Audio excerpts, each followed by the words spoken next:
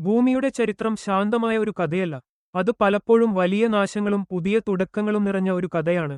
ജീവൻ കോടിക്കണക്കിനു വർഷങ്ങളായി ഭൂമിയിൽ നിലനിന്നിട്ടുണ്ടെങ്കിലും ചില സമയങ്ങളിൽ ഭൂമിയിലെ ഭൂരിഭാഗം ജീവജാലങ്ങളും ഒരേ സമയം ഇല്ലാതായിട്ടുണ്ട്. ഈ സംഭവങ്ങളെയാണ് മാസ് എക്സ്റ്റെൻഷൻസ് എന്ന് വിളിക്കുന്നത്. മാസ് എക്സ്റ്റെൻഷൻ എന്നത് സാധാരണ എക്സ്റ്റെൻഷൻ അല്ല. ഭൂമിയിലെ സ്പീഷീസുകളിൽ ഏകദേശം 75% അതിലധികമോ വളരെ കുറച്ച് ജിയോലോജിക്കൽ സമയത്തിനുള്ളിൽ ഇല്ലാതാകുമ്പോഴാണ് അത് മാസ് എക്സ്റ്റെൻഷൻ ആയി കണക്കാക്കുന്നത്. ശാസ്ത്രജ്ഞർ ഭൂമിയുടെ ചരിത്രത്തിൽ 5 വലിയ മാസ് എക്സ്റ്റെൻഷൻസ് കണ്ടെത്തിയിട്ടുണ്ട്.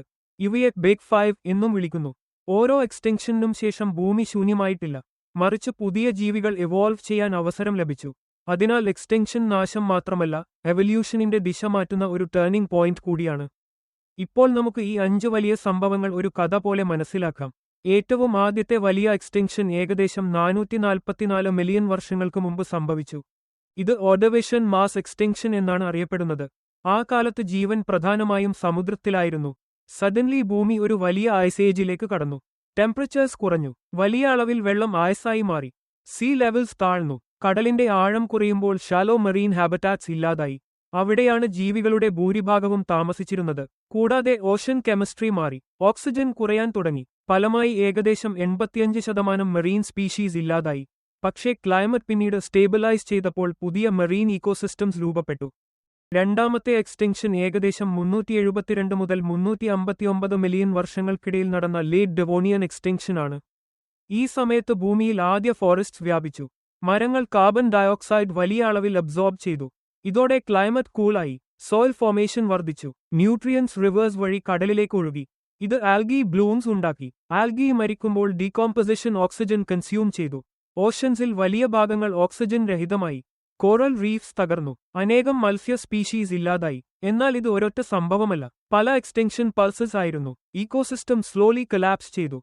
മൂന്നാമത്തെ എക്സ്റ്റെൻഷൻ ഭൂമിയുടെ ചരിത്രത്തിലെ ഏറ്റവും ഭീകരമായതാണ്. പെർമിയൻ മാസ് എക്സ്റ്റെൻഷൻ ഏകദേശം 252 മില്യൺ വർഷങ്ങൾക്ക് മുമ്പ്. ഇത് ദ ഗ്രേറ്റ് ഡൈയിങ് എന്നും അറിയപ്പെടുന്നു. ഏകദേശം 90 മുതൽ 96% മറീൻ സ്പീഷീസും 70% ലാൻഡ് സ്പീഷീസും ഇല്ലാതായി. ഇതിന് പ്രധാന കാരണം സൈബീരിയൻ ട്രാപ്സ് എന്ന പേരിലുള്ള മാസിവ് വോൾക്കാനിക് എറപ്ഷൻസ് ആയിരുന്നു. ഈ എറപ്ഷൻസ് ലക്ഷക്കണക്കിന് വർഷങ്ങൾ നീണ്ടു. വോൾക്കേനോസ് കാർബൺ ഡയോക്സൈഡ്, മീഥേൻ പോലുള്ള ഗ്രീൻഹൌസ് ഗ്യാസസ് അറ്റ്മോസ്ഫിയറിലേക്ക് പുറന്തള്ളി. ഗ്ലോബൽ വാർമിംഗ് എക്സ്ട്രീമായി. ഓഷൻ ടെമ്പറേച്ചർ ഉയർന്നു. വാം വാട്ടർ ഓക്സിജൻ കുറച്ച് ഹോൾഡ് ചെയ്യും. ഓഷൻസ് അനോക്സിക് ആയി. മീഥേൻ റിലീസ് സിറ്റുവേഷൻ കൂടുതൽ മോശമാക്കി. Acid rain, toxic gases, climate instability ഇതൊക്കെ കാരണം ഭൂമി ജീവിക്കാൻ വളരെ കഠിനമായ സ്ഥലമായി.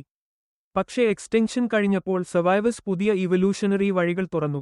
ഈ ലോകത്തിലാണ് പിന്നീട് ഡൈനസോർസ് റൈസ് ചെയ്തത്. നാലാമത്തെ എക്സ്റ്റെൻഷൻ ട്രയാസിക് മാസ് എക്സ്റ്റെൻഷനാണ്. ഏകദേശം 201 മില്യൺ വർഷങ്ങൾക്ക് മുമ്പ്. ഈ കാലത്ത് ഭൂമിയിലെ കോണ്ടിനെന്റ്സ് ഒന്നിച്ചുചേർന്ന സൂപ്പർ കോണ്ടിനെന്റ് ആയിരുന്നു പാൻജിയ. മാസിവ് വോൾക്കാനിക് ആക്ടിവിറ്റി വീണ്ടും ക്ലൈമറ്റ് മാറ്റി. കാർബൺ ഡയോക്സൈഡ് വർദ്ധിച്ചു. ടെമ്പറേച്ചേഴ്സ് ഉയർന്നു. ഓഷൻസ് അസിഡിഫൈ ആയി.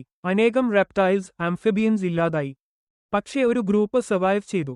ഡൈനസോർസ്. കോമ്പറ്റിഷൻ കുറഞ്ഞതോടെ ഡൈനസോർസ് ഭൂമിയെ അടുത്ത 160 മില്യൺ വർഷങ്ങൾ ഡോമിനേറ്റ് ചെയ്തു.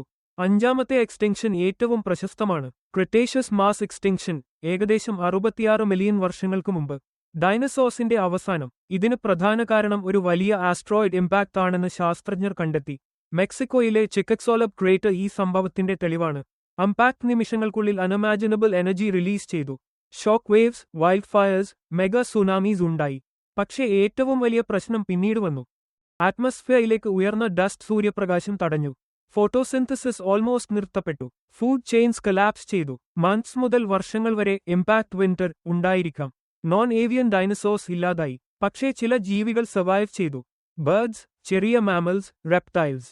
ഡൈനസോർസ് ഇല്ലാതായപ്പോൾ ഇക്കോളോജിക്കൽ നീഷസ് തുറന്നു. മാമൽസ് ഡൈവേഴ്സിഫൈ ചെയ്തു. ഒടുവിൽ പ്രൈമേറ്റ്സ്, പിന്നീട് ഹ്യൂമൻസ്. മാസ് എക്സ്റ്റെൻഷൻസ് ഡിസ്ട്രക്ഷൻ മാത്രമല്ല, എവല്യൂഷൻ റീസെറ്റ് ചെയ്യുന്ന സംഭവങ്ങളാണ്. ഡോമിനന്റ് സ്പീഷീസ് ഇല്ലാതാകുമ്പോൾ ചെറിയ അനോട്ടിസ്ഡ് ജീവികൾക്ക് അവസരം ലഭിക്കുന്നു. ഡൈനസോർസ് ഉണ്ടായിരുന്നെങ്കിൽ മാമൽസ് വലിയവരായി മാറുമായിരുന്നോ എന്നതുപോലും സംശയമാണ്. ഇന്ന് ചില ശാസ്ത്രജ്ഞർ ഒരു പുതിയ ചോദ്യമുയർത്തുന്നു. നാം ആറാമത്തെ മാസ് എക്സ്റ്റെൻഷനിലേക്ക് കടക്കുകയാണോ? ഹ്യൂമൻ ആക്ടിവിറ്റി കാരണം സ്പീഷീസ് എക്സ്റ്റെൻഷൻ റേറ്റ് നാച്ചുറൽ റേറ്റിന്റെ പല മടങ്ങ് കൂടുതലാണ്. Habitat loss, climate change, pollution ഇവ വലിയ ത്രെറ്റ് ആണ്. പക്ഷേ ഭൂമിയുടെ ചരിത്രം നമ്മെ ഒരു ലെസൺ പഠിപ്പിക്കുന്നു. ജീവൻ റെസിലിയന്റ് ആണ്. പല എക്സ്റ്റെൻഷനുകളെയും അതിജീവിച്ചു, എന്നാൽ റിക്കവറി എടുക്കുന്നത് ലക്ഷക്കണക്കിന് വർഷങ്ങളാണ്. മാസ് എക്സ്റ്റെൻഷൻ കഥകൾ നമ്മെ ഒരു വലിയ സത്യത്തിലേക്ക് നയിക്കുന്നു. ഭൂമി സ്ഥിരമായ ഒരു ലോകമല്ല, അത് മാറിക്കൊണ്ടിരിക്കുന്നു. ജീവൻ അഡാപ്റ്റ് ചെയ്യുകയോ ഇല്ലാതാകുകയോ ചെയ്യുന്നു. നമ്മൾ ഈ ദീർഘചരിത്രത്തിലെ ഒരു പുതിയ സ്പീഷീസ് മാത്രമാണ്. ഒരു കാലത്ത് ഭൂമി ട്രിലോബൈറ്റ്സിന്റേതായിരുന്നു, പിന്നീട് ഡൈനസോഴ്സിന്റേതായി. ഇന്ന് മാമൽസ് ഡോമിനേറ്റ് ചെയ്യുന്നു. ഭാവിയിൽ ആരായിരിക്കുമെന്ന് ആരും അറിയില്ല. പക്ഷേ ഉറപ്പായി പറയാൻ കഴിയുന്ന ഒരു കാര്യമുണ്ട്: എക്സ്റ്റെൻഷൻ അവസാനമല്ല, അത് പലപ്പോഴും ഒരു പുതിയ ലോകത്തിന്റെ തുടക്കമാണ്.